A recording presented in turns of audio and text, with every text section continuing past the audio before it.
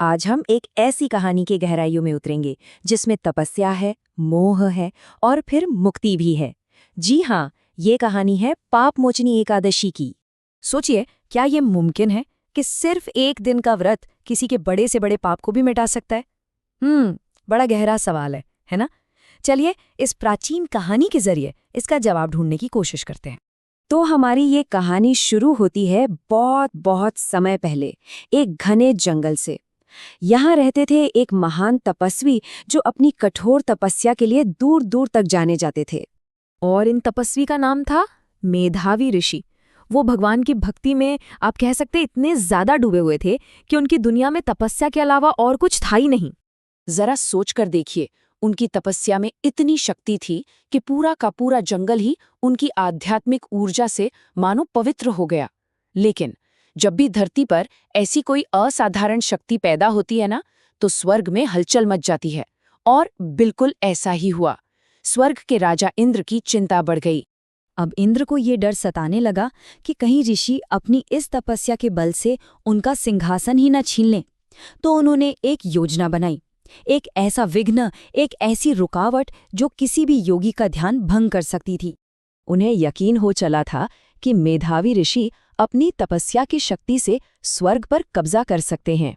बस इसी डर ने इंद्र को एक फैसला लेने पर मजबूर कर दिया कि किसी भी तरह से ऋषि की इस एकाग्रता को तोड़ना ही होगा। और इस मुश्किल काम के लिए उन्होंने किसे चुना? अपनी सबसे खूबसूरत अप्सराओं में से एक, मंजू घोषा को।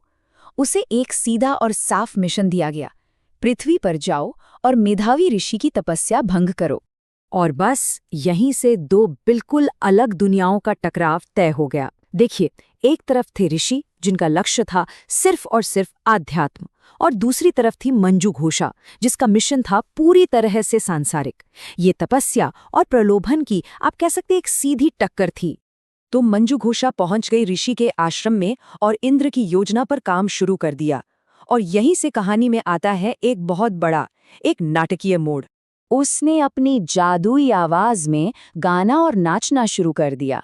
उसकी सुंदरता, उसका संगीत धीरे धीरे जंगल में गूंजने लगा, और इस गूंज ने ऋषि के गहरे ध्यान को तोड़ना शुरू कर दिया। सोचिए, सालों की जो साधना थी वो एक पल में डगमगाने लगी। और फिर जैसे ही ऋषि ने अपनी आंखें खोली, वो मंजू घोषा की सुंदरता में बस खो गए। उनकी तपस्या वहीं खत्म हो गई।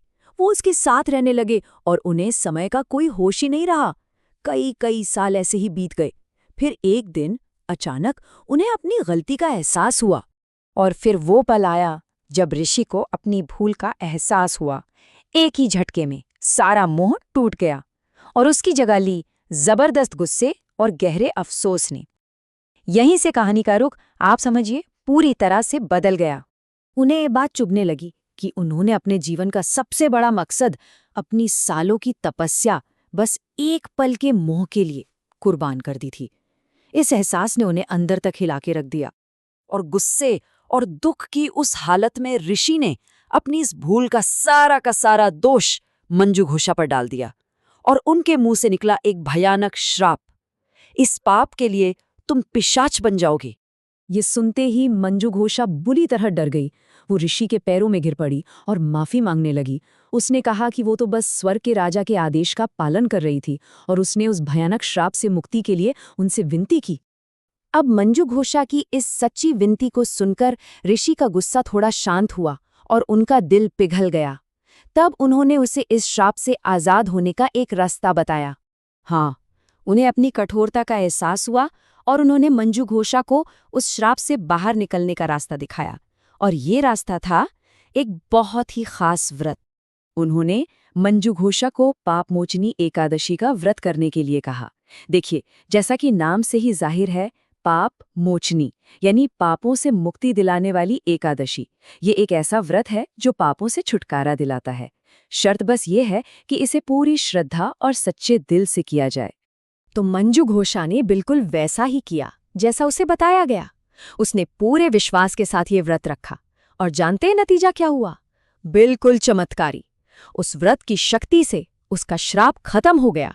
वो अपने असली दिव्य रूप में वापस आ गई और सीधा स्वर्गलोक लौट गई। तो इस पूरी कहानी का सार क्या है? देखिए, ये सिर्फ एक कथा नहीं है, ये कुछ गहरे इशारे करती है। ये व्रत पापों से शुद्धि का एक प्रतीक है। ये हमें सिखाता है कि गलती चाहे कितनी भी बड़ी क्यों न हो, अगर पश्चाताप सच्चा है तो माफी और मुक्ति का रास्ता हमेशा हमेशा खुला रहता है। और आखिर में ये कहानी हमें एक बहुत गहरे सवाल के साथ छोड़ जाती है। जरा सोचिए, अगर एक पल का मोह सालों की तपस्या को खत्म कर सकता है, तो क्या एक दिन का सच्चा पश्चाताप उस गलती को सुधार सकता है? ये कहानी हमें माफी की ताकत और एक नई शुरुआत के मौके पर सोचने के लिए मजबूर करती है।